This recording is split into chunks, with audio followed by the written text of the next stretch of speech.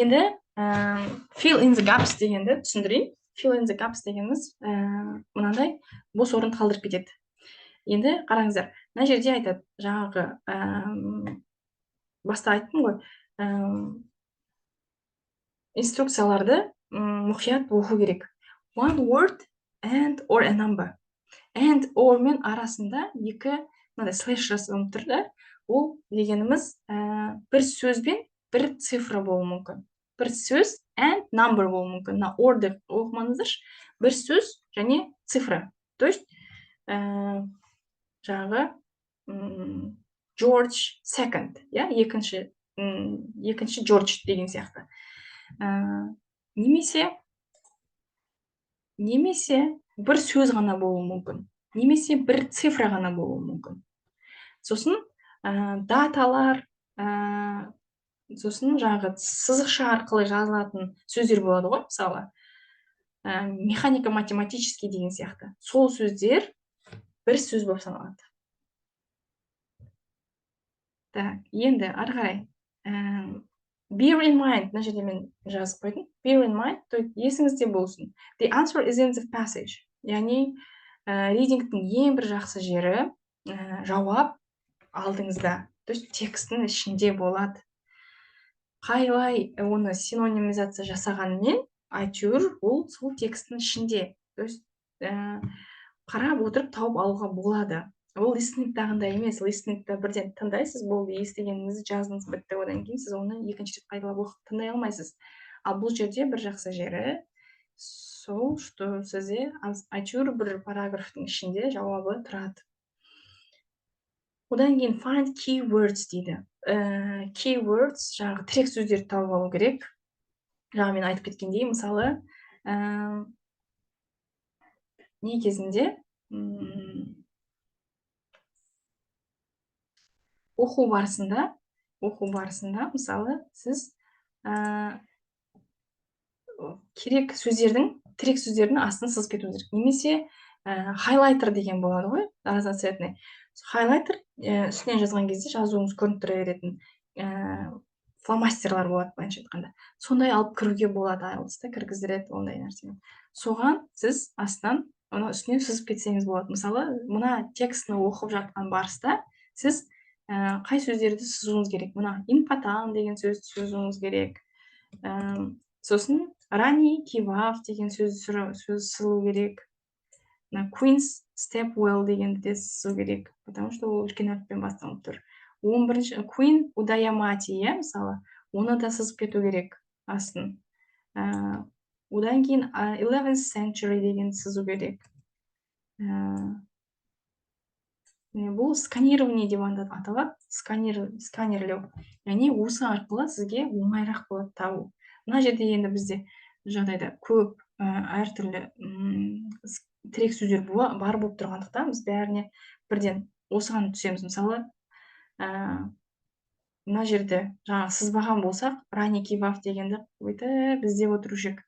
Бір ранний give up міне бір жерде бар, міне екі жерде бар. Біз сызсақ тез таба аламыз. Сондықтан сызу керек.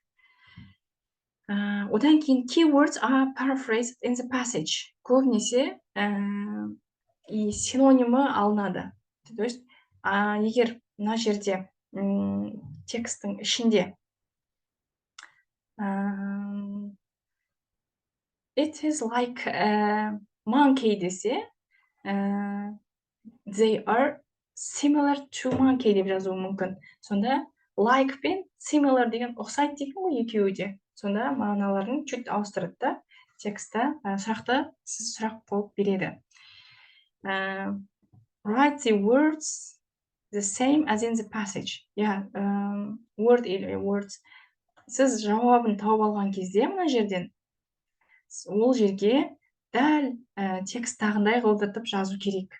Бір әрібі кем болмау керек, артық болмау керек. Мысалы, егер сіз дұрыс жазу білмесеңіз, текстін тауып алып жазуға болады. Мысалы, бір сөздің дұрыс жазылуын білмесеңіз, сіз ридингтің ең бір жақсы жері, сіздің жауабыңыз текстта жазылынып тұрады. Енді мына сұрақтың бұл мынандай үлкен таблица болған, мен бір бөлігін ғана алдым. Енді 9-шы сұраққа жауап беруге тырысайық. Енді бұл таблица не туралы берілген? Степуэллдар туралы берілген. Бұл степуэллды жақын арада видео шығарам, талдағаным туралы. Ранний give деп аталатын степуэлл бұл құдық, былайша айтқанда. Қазақтарда құдықтар болады ғой кәдімгі. Сондай. Просто түрі басқаша чуть-чуть. Уақыты оның 11-ші ғасырлардың соңы дейді, иә? Late 11th century. Features ол жаңағыдай ерекше сипаты қандай бар? As many as 500 sculptures decorate the monument. Жаңағы ол жаңағы бізде құдық қой, соның іші стенкалары әртүрлі 500-ден аса скульптурамен безендірілген дейді. Other notes, басқа да ақпараттар дейді осы ранний give туралы. Restored in the 1960s. Бізге ол жағы керек жоқ. Excellent condition. Иә? Мына жерде бізде пробел жоқ, сондықтан бұған ештеңе істемейміз. Excellent condition деген жағдай өте жақсы деген. То есть сынбаған, не істемеген, 11-ші ғасырда салынса да. Despite деген бір нәрсеге қарамастан деген сөз. The бір нәрсе, иә? Of 2001. 2001-де болған бір жағдайға қарамастан, ол әдемі жағдайда сақталған дейді. Excellent condition. Өте керемет жағдайда сақталған. Енді біз мынау мен өзім қиып алып қойғандықтан бұны тез табуға болады, иә?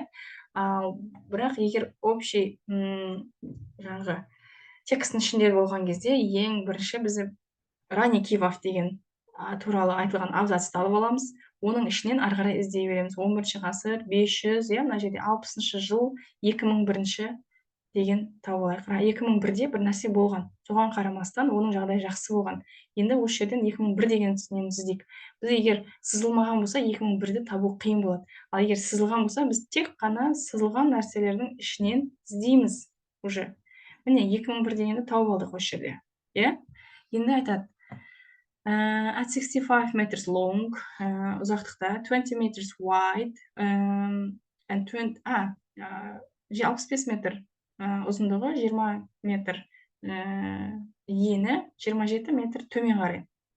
Ранний give features 500 sculptures, жаңағы айтып кеткендей ме жерде?